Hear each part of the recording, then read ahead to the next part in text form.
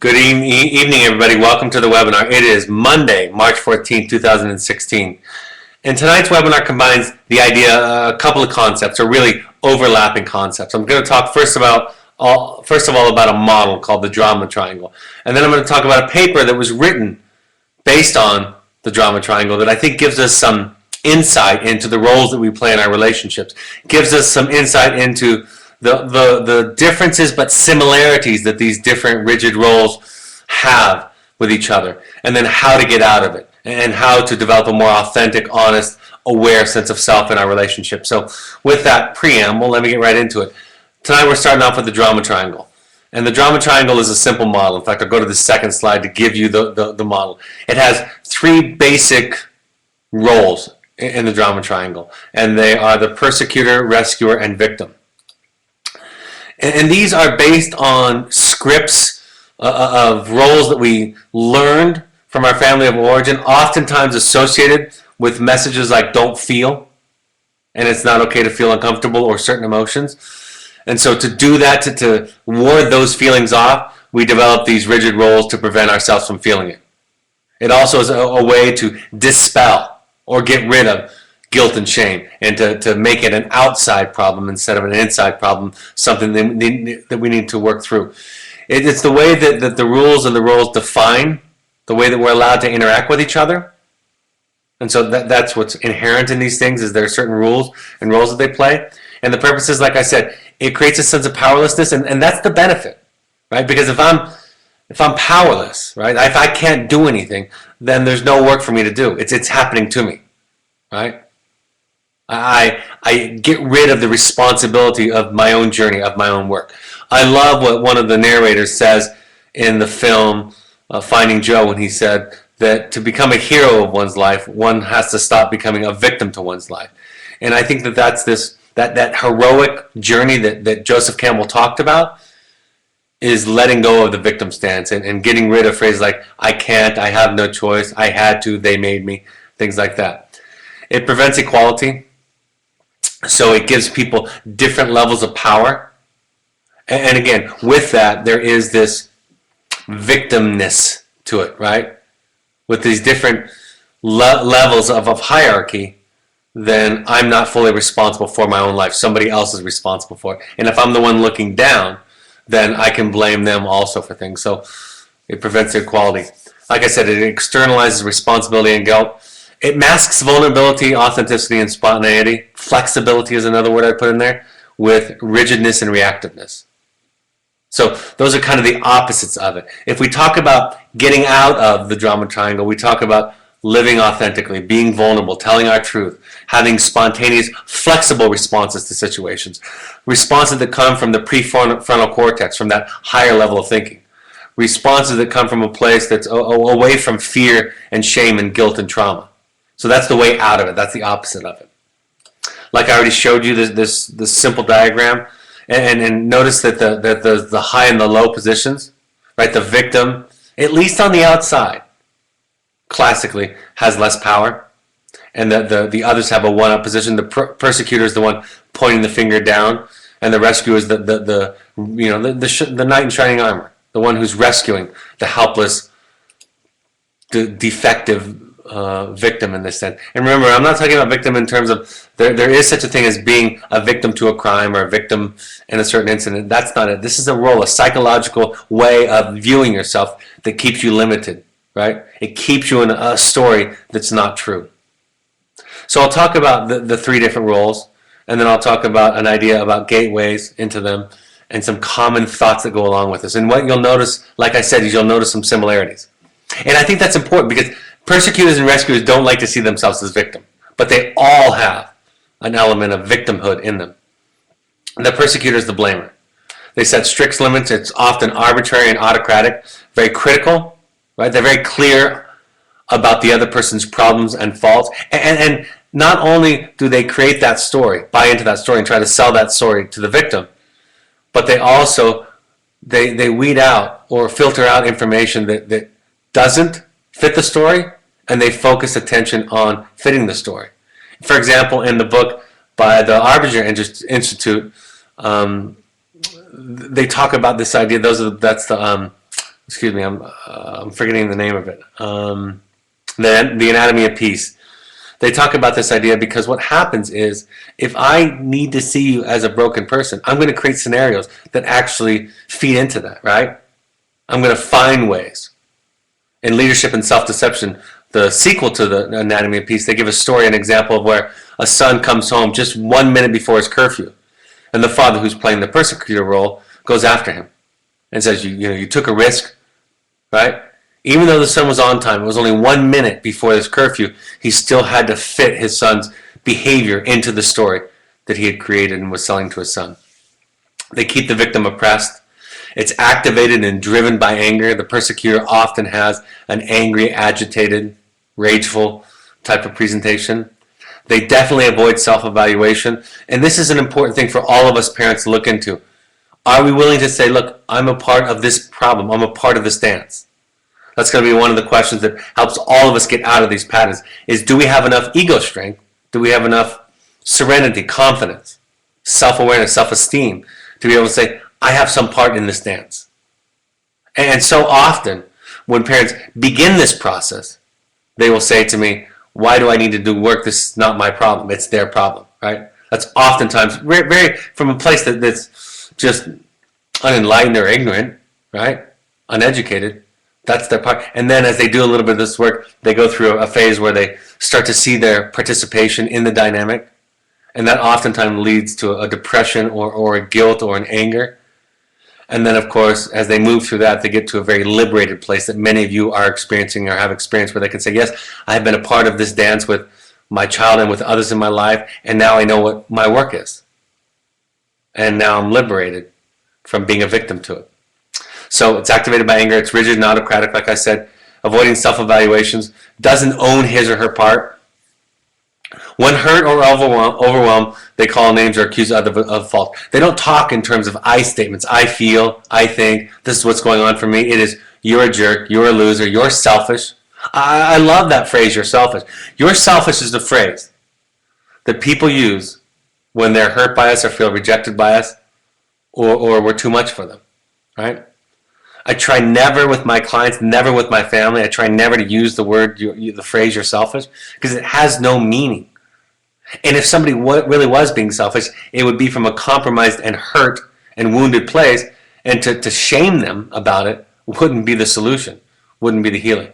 Phrases that I came up with that are a part of the vocabulary of the persecutor. Like I said, I don't have a problem. They're responsible for my actions. They are broken, bad, stupid, inadequate. They are the problem. I don't have anything to work on in this situation. I have no other choice. I've told this story for years that when I teach parents the communication model that we use, and I teach them the I feel statement. I teach them the 4 parts. I feel this way when I think. I feel this way when this happens. I feel this way when I think. And then the last one is a 2-parter where they say, and here's what I want and hope for, which is outside of my control, and here's what I want and hope for that is inside of my control. I can't tell you how many intelligent parents over the years, and I'm talking about hundreds and thousands of them, have been unable to, in the beginning, identify what they can hope for, what they can look for, want, that's inside of their control in a given situation. Right? If my son's acting out, doing drugs, my daughter's cutting on herself, eating disorder, not going to school, whatever it is, whatever the behaviors are, they don't even know how to think about. And that's just evidence of they haven't learned this new way of being, this new sensibility and being in relationship to children and others who struggle. And then having the strength, feeling okay enough, learning that they're okay even though they have healing to work on and things to work on in their life. So the victim role. They feel victimized, oppressed, helpless, hopeless, powerless, and ashamed. Remember, and the benefit of that is you don't have a responsibility. It's happening to you. I always used to have my clients write a paper on the benefits of depression, which none of them wanted to do. And they would argue with me, there are no benefits. And I would say, well, there's a few of them. People lower the bar with you, right? That happens. People oftentimes feel pity for you. And people oftentimes try to soothe you, sometimes rescue you. And not that your depression is consciously chosen, but to start to become honest with yourself, it's important to see the payoffs, the rewards for this stance and for depression. They will look for a rescuer that will perpetuate their negative feelings toward themselves. So they look for other people to rescue them. I see it happen in the field with students and staff. Sometimes when the staff is being very clear and direct with another student, I see these feeling really victimized by proxy, right? Vicariously feeling victimized when a staff is being loving and tough at the same time and being clear with the communication with somebody, say during an impact letter group or something like that. They avoid decisions, solving problems, pleasure, and self-understanding, right? It's important in this role, this rigid role, to stay in the helpless place. They assume a dejected stance, right? And that's the one thing. The one thing about the acting in, the self-loathing, the victim, the depressed person, the person who's cutting on themselves or suicidal, is that stance tends to evoke in other people more compassion and pity. Whereas the acting out presentations, right, the aggression, the stealing, the drug using, right, the kind of acting out behavior tends to get a harsher response. And so that dejected stance has that secondary gain of evoking a more compassionate, maybe leaning into the pitiful response, so the pitying response. Yeah, I hear this from people in the stance saying to their rescuers and to their therapists who they want to enroll as their rescuers, or their parents who they're trying to enroll as their rescuers, you're the only one that can help me. I was just working with a parent this weekend during a parent visit where that was the way that her child hooked her, right? He was doing a great job of creating this magical bond, and then that led to him asking her to violate some basic rules of the program.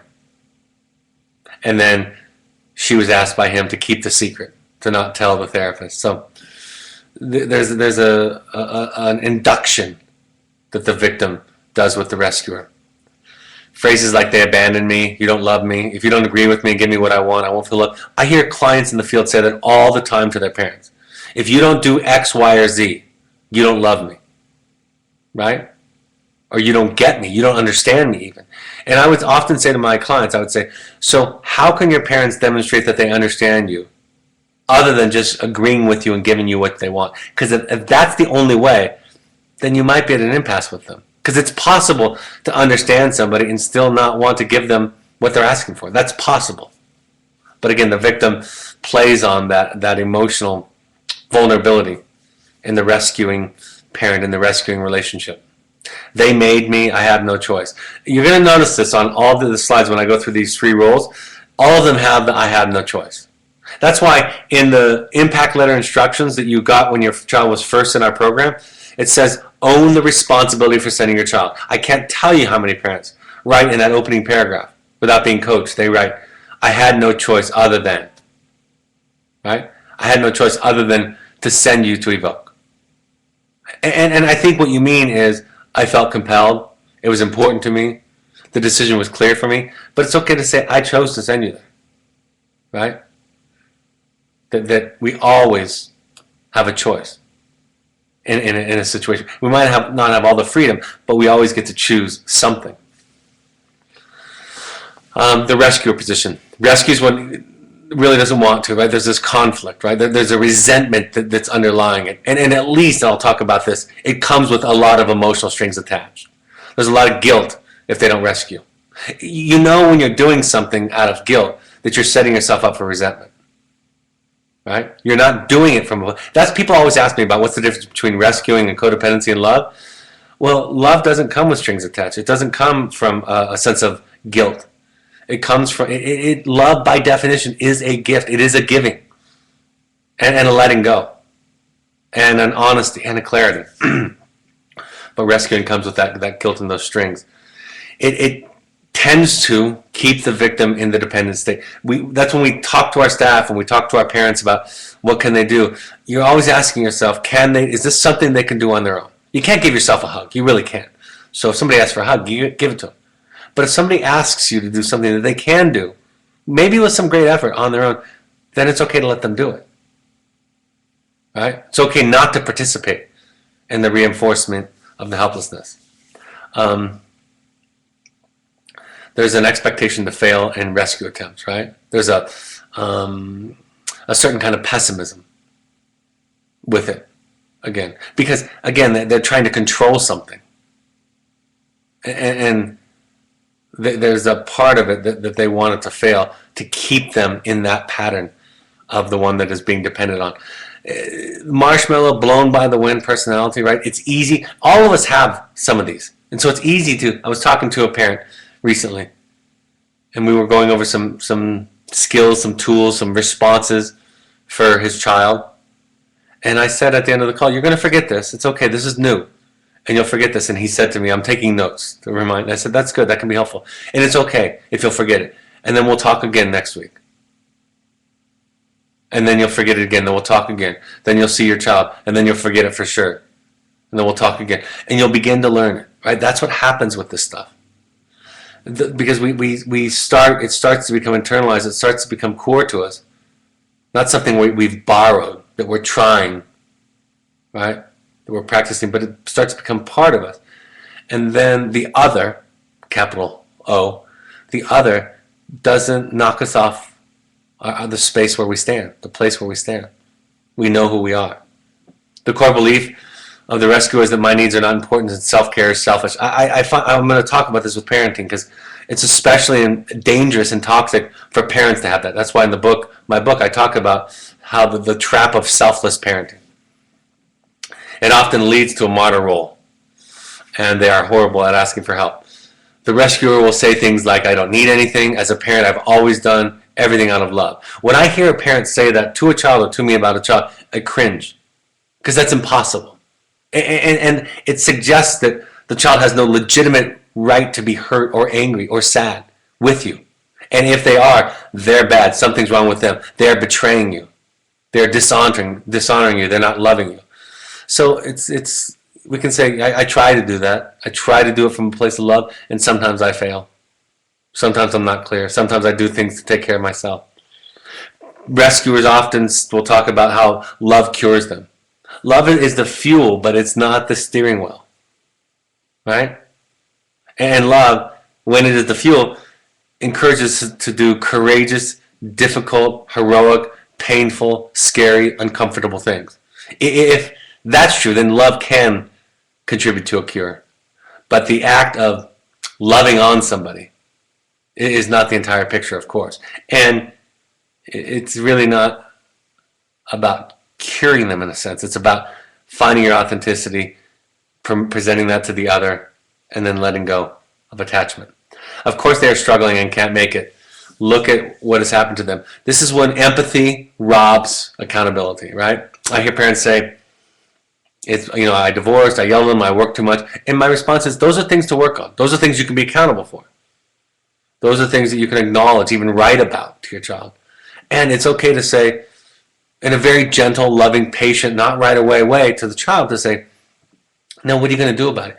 You have a particularly imperfect parent in these specific ways. And you have these traumas. And I want you to talk about them. And I want you to grieve them. And now what are you going to do? But the parent who is hamstrung, who's held hostage by their guilt, is often going to have this place. All that I do for you, after all that I do for you, right? That's a sign that it wasn't a gift, that it was an exchange for future returns. I would never do this to someone else. I hear parents say that. I've said that to my spouse, to my children, to others, right? That's me expecting somebody else to take care of me. That's the thing about the rescuer. They don't know how to take care of themselves. They try to take care of other people so other people will take care of them. That's what the rescuer does. And as parents, we do that. Right? That's when parents talk about how much their children love them. If their children are going to abandon them. Right? When they start to talk about that, I say, no, that's not the thing in parenting. I get it, because I have the same fears, because I have similar wounds. But parenting is not about getting love back. Parenting is about giving it out. And then finding ways, making sure that I'm taking care of me as a parent, that they're not taking care of me, or my spouse or my partner or others in my life are not taking care of me, that I'm learning to take care of myself. not waiting for somebody else to do it, or not hoping magically that because I've been the nice guy, the good guy, the kind, generous, loving person, that people will return it back to me. And then, of course, I have no choice. Did I skip one? I might have skipped one. No, I didn't.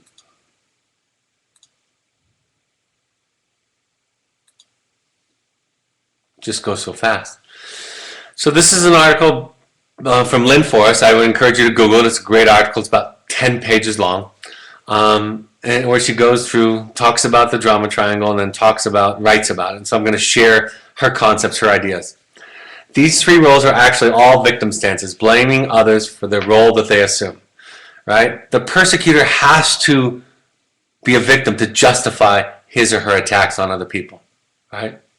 It's not their fault. If this person wouldn't be doing this, I wouldn't have to do this. The rescuers get a sense of well-being by being the knight in shining armor and have very few self-care skills. So again, there's still a victim in all three of them. And she talks about this idea that we can cycle through them in our own mind, treating ourselves as persecutor, rescuer, and victim. Right? We can do that inside of ourselves, and we can cycle through them. And in relationships, we can cycle back and forth. And they're just these patterns to recognize that are really synonymous with codependency and really the opposite of authenticity, honesty, and awareness. People rotate among all the roles. It feeds and generates shame. It's based in it. It serves shame and guilt very well. What she asks us to do is to learn our preference, to start to know our patterns, our vulnerabilities, our susceptibilities. What particular role in our family were we most inclined or more inclined to assume, and are we recreating that in our relationships that are present? And like I said, we cycle through these roles externally and internally. And she calls these starting gates. She says all of us have a preference, a starting gate, a role that we tend to assume. And then she goes through and teaches us how to find our starting gate. She says that we can't get off the triangle unless we make it conscious. And that is consciousness. Awareness is the enemy it's the opposite, it's the antidote of mental health issues, of the drama triangle, right? It's an important part about how we extricate ourselves from patterns. Identifying your starting gate position, what hooks you. I used to have children and parents write, especially parents, they would write all the ways that their child could manipulate them, all the things that they could say. And parents were at first terrified of this until I explained writing it down doesn't make it more powerful, it makes it less powerful, and I've told that story before. But I want to make it explicit. And by making it explicit, it takes away some of its power. It ruins it for everybody. So talk about what hooks you. What do you need to be? Do you need to be the good parent? Do you need to be the loving parent, the fair parent? What is it that hooks you? What is it that you don't want to be as a parent? That's a good place to start. Identify your cycles without judgment. Judgment is the enemy to self-awareness too, right? If we have judgment, anger, and rage toward our limitations, our woundedness, our imperfections, it's going to be hard for us to look at them. So we learn, hopefully in therapy with a good therapist, we learn to have compassion on ourselves and our humanness. We identify the pros, cons, trade-offs of each role. I was talking about that with the victim, for example, where I would have the depressed person write a benefits of depression paper. And so we start to talk about them in terms of the costs and the pros and the cons, not the badness or the goodness of it. What are the risks involved in assuming these roles and assuming a specific role? Help the internal observer to recognize the beliefs, language, and behaviors of each role. And the doorway, she says, to begin to look at ourselves is through our feelings, right? And in most of the families that are involved in these kinds of patterns, there is a rule, often, mostly, always unspoken, about not feeling something painful, not feeling something uncomfortable. So the doorway to find it is to start to feel and to talk about, to work with a therapist. And then through those feelings, then begin to explore the beliefs about lives, about roles, about relationships that are underneath, that are creating those feelings. And then to unravel those faulty limiting beliefs. So the starting gate rescuer is classically codependent. Let's should say shadow aspect is over-mothering, right? People think of it, people will even describe codependency sometimes as too much love. It's not too much love. That's the perversion of it. That's the mutation of it. But it's a lack of love, right? And this is driving me crazy, especially in the climate that we have right now in our country. And I'm just going to digress for 1 second because I feel passionate about this. I'm going to write something about this soon. I hear the word narcissism thrown around, narcissist thrown around a lot. I can't be more clear than to say narcissism comes from a wound of not being seen. It does not come from being overvalued. It's impossible to be overvalued. You can't be overvalued. You can be valued the right amount, which is wonderful. But that comes with healthy connection. And when parents classically overvalue their children, it comes from a place of anxiety, of wanting to be seen a certain way by the child, of fear of abandonment of the child. It's a abandonment of the child. So it's not over-loving, over-mothering too much. It's a disconnect. Disconnect first from self and our own issues and what's really going on in our parenting, which leads to a disconnect from our child. Because mothering or fathering at its highest is connected, is honest, has good boundaries. It is loving, it is kind, it is compassionate. It has limitations because we're human. It has all those things. But we think of it sometimes as over-mothering. Smothering, controlling, and manipulative. It might be very subtle. I say all the time to my clients. I said it to the father I was describing earlier. Described him as the nicest control freak. And he laughed and thought it was funny. I said, you're not alone. A lot of people don't realize how controlling they are. Trying to get somebody to feel a certain way. Think about something a certain way. That gets in the way of their authenticity and honesty. They want to fix it and fulfill a sense of self by being needed. Right? I think that's as clear as it can be. I think as parents we're especially vulnerable to that trap. The magical belief is if I take care of them enough, they will take care of me. And I think we have that with our children. And I think it shows up when we start defining our child's problems by how little they love us or care about us. Because that's what we expected back. I think that's true of anybody. When you start to feel resentment that somebody's not taking care of you and the thought comes to your mind, look at what I did for them, look at all that I gave to them. You know you didn't give a gift. It's evidence to you that you were believing this, that if I take care of, if I do for them, they'll do for me. The greatest fear is ending up alone. I think that might be true of a lot of us. Follow your feelings to your core beliefs. Right? That's what she says. Follow your feelings, get to your core beliefs, and then with work and help from somebody else, start to unravel those core beliefs, those faulty core beliefs. The starting gate for the rescuer, the disappointment of this not happening may lead to martyrdom or victim stance. I said that. Hidden strings are attached. After all I've done for you, this is what I get. Resentment and gifts with strings attached, same thing, right? Children learn to use this to blame their rescuing parents because the model is that the parents are responsible for the child's behavior. So if your child is a blamer, it is worthwhile for you to look under the rock, if you will, that has the word rescuer painted on it, because that is what has worked for them. Right? That's the hook, and they've unconsciously been taught it. There's a need of the rescuer to identify the reward in keeping the other helpless and dependent. Oh, sorry, I said that wrong. There's a need to understand the reward that we have at keeping the other person helpless. It supports our ego, our sense of who we are. Our sense of self is reinforced, and we wanted to be needed, and we thought this ensured that we would not be abandoned. The starting gate for the persecutor. Shame-based, rage-based, and hiding deep pain and worthlessness. This is what I was talking about with the narcissist, right? We hear about that talked about. It's somebody who's got an inflated ego has low self-esteem. It's true. We know it. It's clear. It's obvious. An inflated ego, a sense of I'm better than you, always covers up insecurity. Always. Always, always. The shadow aspect is overfathering, like I said. The identification with the perpetrator is oftentimes people who have been the victims, if you will. I mean this word literally victim of a abusive persecutor in their life. oftentimes to save themselves from that fate going forward, will identify with the persecuted. They talk about this with the Holocaust, that the harshest of the guards were the Jews that were put in charge of the other Jews. They were the most frightening. It ensured their survival and protected them from being vulnerable. It's a power-based model. The world is hard to survive and I have to be ruthless.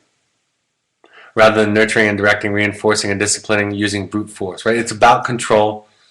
It's the Darth Vader form of parenting. And like I said, domination hides shame and worthlessness. Always. Courageous people, honest people, they can be vulnerable. They can look at themselves. They have the courage to be imperfect. The greatest fear is powerlessness. The tools they use are bullying, preaching, blaming, lecturing, threatening, and interrogating. That sounds a little bit too uncomfortably like a lot of us, doesn't it? They deny their vulnerability the same way rescuers deny their needs. Like I said, superiority covers inferiority. They find justification for the abuse of others. Right? Physical escalated confrontations, litigations, and high conflict are common. Escaping the grid by becoming the bad guy. Like I said, in a less severe way, this is where these parents will come to us and say, I don't have a problem. The kids say the same thing sometimes. But oftentimes, it's the non-identified patient that assumes this role often, and the non-identified patient who assumes they don't have anything to work on in the equation. Because if they did, then they would feel responsible and feel guilty, and they've got to get that rid of, got to get that out of them. The starting gate for the victim. The shadow aspect is the needy child. Beyond healthy dependency into frail, powerless, and defective. Right? There's a American bias that autonomy is valued more than connection many times. Right? That's a part of our culture, and so taking that aside, right, removing that from the equation, we still get to this point where we become helpless without the other. I even think that sometimes in marriage, people define love as need. I need you. That's not the same thing. Look at the book by James Hollis called The Eden Project, The Search for the Magical Other. He talks about that very clearly. Object relations theory talk about that. And so dependency is not the same as love. And we confuse them all the time. The greatest fear is I can't do it by myself. Often couples feelings of dependency with feelings of resentment towards rescuers. Or it's often coupled with feelings of dependency with feelings of resentment toward the rescuer. So the victim is angry at the rescuer and still dependent upon them. And we can see that in the parent-child relationship often. They enjoy making the rescuer fail to get even. It is part of the goal of the victim to fail, to frustrate and get back at the rescuer whom they resent. So no, that's sometimes when I say to parents, after several attempts that they make to try to make something better, I say, you understand, the goal here is for you to fail. You're supposed to be failing. That's the child's goal in this scenario. And then we talk about you don't get to win, you get to choose how to lose. And the way that I encourage you to choose how to lose is through authenticity, honesty, and self-awareness and love. Often self-abusing, drugs, food, money problems, etc. It perpetuates the victim stance. They justify it. The take-home. I have a couple of pages of take-home. The take-home is that everybody suffers. That we need to be, it's really important that we get clear that not one is better than the other. They each serve their role. And everybody lacks the ability to take care of themselves, even the rescuer. There's this story that she tells, and I heard it in graduate school. I think it's just an anecdote about a little girl who sees her mother cutting off the end of a ham as she puts it to a pan to cook it in the oven. And she asks her mother, why are you doing that? And her mother says, well, that's the way my mother taught was the right way to cook a ham. So the grandmother lived nearby, and she goes and visits the grandmother, and she says, Grandma, why do you cut off the ends of the ham? And the grandmother explained, that's the right way that my mother told me how to cook ham. And then she asked her great-grandmother, great-grandmother, why do you cut off the ends of the ham? She said, well, in those days, I had a small oven and a small pan, and I couldn't fit a whole ham, so I would cut the end off of it so it could fit. And of course, this story illustrates that we do things in our families through generations without questioning them. And that's why it's so important, folks. It's so important. It's necessary for your children to question their family of origin. To do it in a safe place, right? To do it without self-harming, dangerous behaviors, ideally. But it's important for them to question it. It's important for you to question it. It really, really is important for you to question it. Like Alice Miller said, we have only one enduring weapon. Only one enduring weapon against our fight against mental illness, and that is the discovery of each of our unique childhoods, right? To figure out what we've been taught are our roles, what we've been taught that we're allowed to feel or not feel, or what's comfortable, and how oftentimes we rescue people to prevent what I call an empathic misery.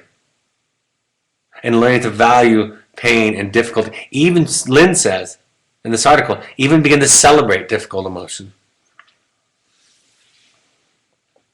Painful feelings are the doorway into this awareness. Learning to not deny your feelings, trust them, go with them. The more irrational they are, this is so important. They say this in 12-step meetings. If it's hysterical, it's historical. And what that means is the more irrational and out of context, too big they are, the more it's evidence that they're based on some historical trauma. So follow them. Follow them with the guidance of a therapist. Learning to be honest with yourself. Beginning to own and interrupt your projections onto other people. Your disdain, your judgments of other people. They are a doorway into what you were taught about yourself. Intimacy is the goal, and many run away because it requires authenticity, feeling uncomfortable, and vulnerability. Okay? That's important. We all, I think, have an association with intimacy that we think, oh, that's what I want. Well, guess what? It's hard. It's not easy. It requires us to go through some pain, to open ourselves up, to risk, to often be hurt, to risk being rejected, to risk exploring and showing things to another person that we believe, for all intents and purposes, are going to lead to our abandonment. And then if the other person is in it in the long run and in it with you and doing their work, you have the most rewarding experience ever, which is they stick in it with you and they show you their ugly warts. And because you're doing your work, you learn to accept and see them. Power and intimacy are not compatible. That's just true. Right? There has to be an absence of power, a surrender for intimacy to occur. Honesty with self and others is the key to intimacy. Self-love and care and self-care is the foundation. Learning to recognize our faulty beliefs about self-care and selfishness. Asking others to make us accountable, going to a therapist, going to 12-step meetings.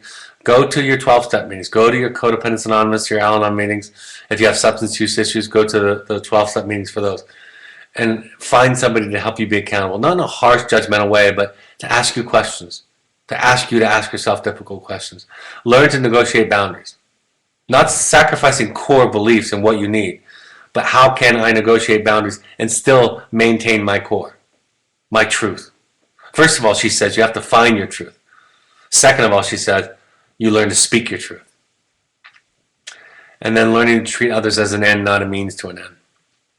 That's a borrowed idea from Immanuel Kant, the philosopher. And then learning your circle, what's inside of your control and what's outside of your control. It's the serenity prayer. It's the fourth stage, the two-part fourth stage in the I feel statement that we teach here. And when you can learn the difference between what you can and can't control, an amazing amount of peace and serenity comes into your life. Less anxiety, less depression. All right, topic-related questions?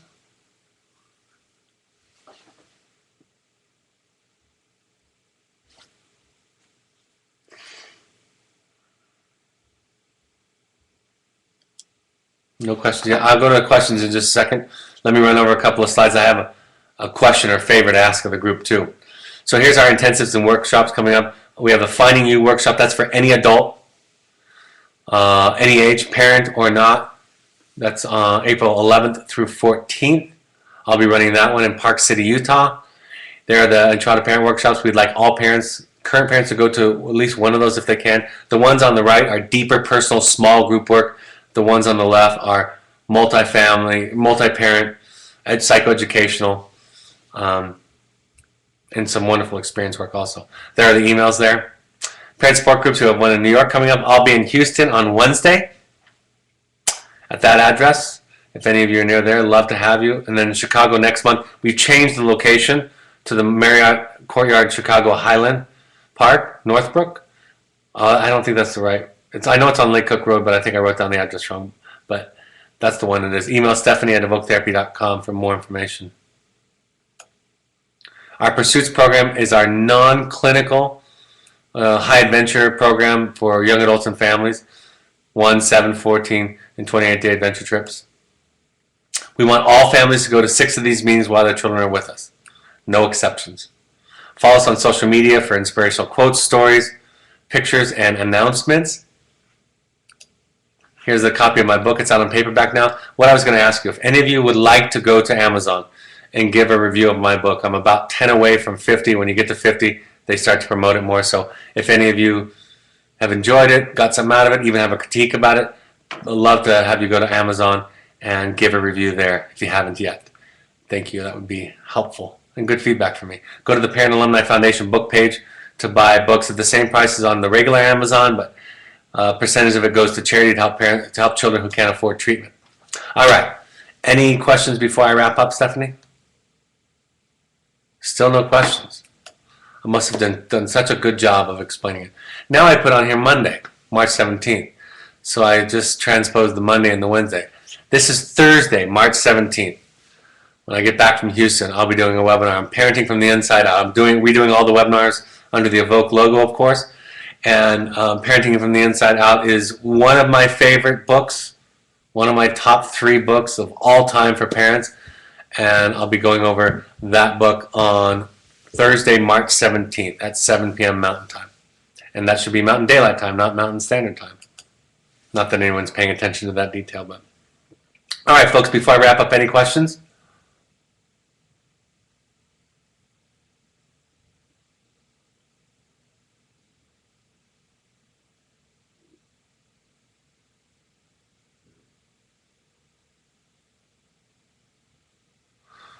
All right, looks like there's no questions.